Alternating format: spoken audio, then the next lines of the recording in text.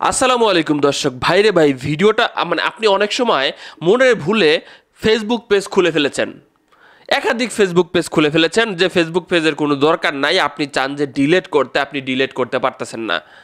আপনি আপনার Facebook page একটা রাখতে চান এবং বাকি সবগুলা এমনিতেই খুলে ফেলেছেন, আপনি ডিলিট করতে পারতেছেন না। ফেসবুক পেজ আসলে কীভাবে ডিলিট করতে হয় আমি আপনাদেরকে দেখাবো। ভিডিওটা খুবই গুরুত্বপূর্ণ, শেয়ার দিয়ে রেখে দিন। দেখেন একদম সহজ উপায় দেখাবো, অনেকেই পায় না, খুঁজে পায় না, অপশন কেন পায় না আমি জানি না। আমি দু একদিন আগে একটা ফেসবুক পেজ খুলেছিলাম, সেটি আমি এখন ডিলিট করে দেখাবো। আপনি প্রথমে আপনার ছবির মতো আইকনে চলে যাবেন। ছবির মতো আইকনে যাওয়ার পরে এখন আপনি এই যে তীর চিহ্ন আছে, এই তীর চিহ্নতে ক্লিক করলে নিচের দিকে আসবে এবং এখানে আপনার যতগুলো পেজ আছে সেই পেজগুলো এখানে দেখাবে, ঠিক আছে।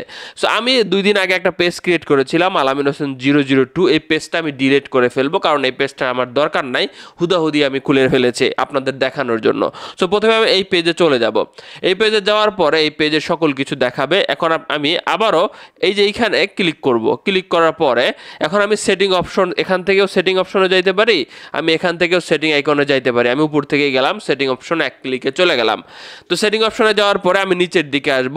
নিচের দিকে আসার পরে আমাদেরকে একটা অপশন দিয়ে রাখছে, আপনারা অনেকেই খেয়াল করেন নাই, যে এক্সেস অ্যান্ড কন্ট্রোল। এই যে এইটা এক্সেস অ্যান্ড কন্ট্রোল, এই এক্সেস অ্যান্ড কন্ট্রোলে আপনাকে ক্লিক করতে হবে।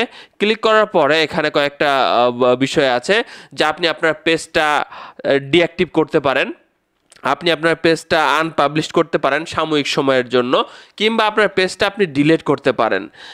এখান থেকে চলে গেলে আপনি পারবেন না ডিলিট করতে, ঠিক আছে। ওয়েট, সো আপনি কি করবেন, আপনি করতে পারেন, ডিঅ্যাক্টিভ করতে পারেন, এবং ডিঅ্যাক্টিভ করলে কি হবে বা আনপাবলিশ করলে কি হবে এগুলো কিন্তু এখানে দেখা যাচ্ছে, ঠিক আছে।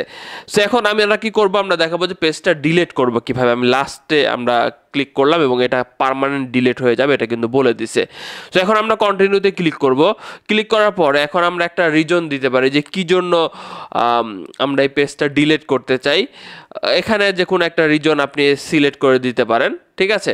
এরপরে আপনাকে আরও বিস্তারিত পড়ে নিতে বলতে পারে, আপনি পড়ে নেবেন। এখন কন্টিনিউতে ক্লিক করি।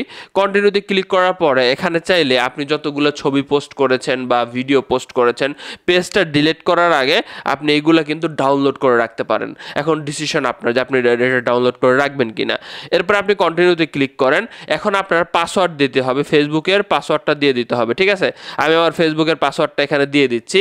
দিয়ে দেওয়ার পরে এখন কন্টিনিউতে ক্লিক করতে হবে। কন্টিনিউতে ক্লিক করলে লাস্ট স্টেপ এখন বলতেছে যে ভাই ফাইনাল স্টেপ, আপনি এখন জাস্ট ডিলিট পেজে ক্লিক করলে পেজটা ডিলিট হয়ে যাবে। তবে এখনই যদি মনে করেন যে আমি ডিলিট পেজে ক্লিক করলাম আর সাথে সাথে ডিলিট হয়ে যাবে, ব্যাপারটা এমন না। আপনি এখন ডিলিট পেজে ক্লিক করবেন এবং আগামী 30 দিন আপনার পেজে যদি আপনার প্রোফাইলের সাথে যদি এই পেজটা দেখাও যায়, আপনি 30 দিন লগ ইন করবেন না এই পেজে। তারপরে 31তম দিনে আপনার পেজটা দেখবেন যে আপনার আইডি থেকে চলে গেছে। আপনাকে 30 দিন সময় দেওয়া হয়, আপনি চাইলে এই পেজটা আবারও ফেরত নিয়ে আসতে পারেন এই জন্য, ঠিক আছে।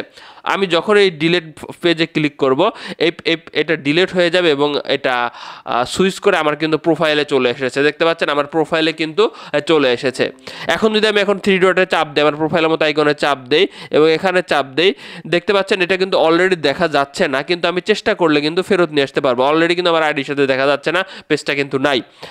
সো এইভাবে পেজ ডিলিট করতে হয়। যাদের অতিরিক্ত পেজ হয়ে গেছে তারা এইভাবে ডিলিট করতে পারেন। ধন্যবাদ সবাইকে।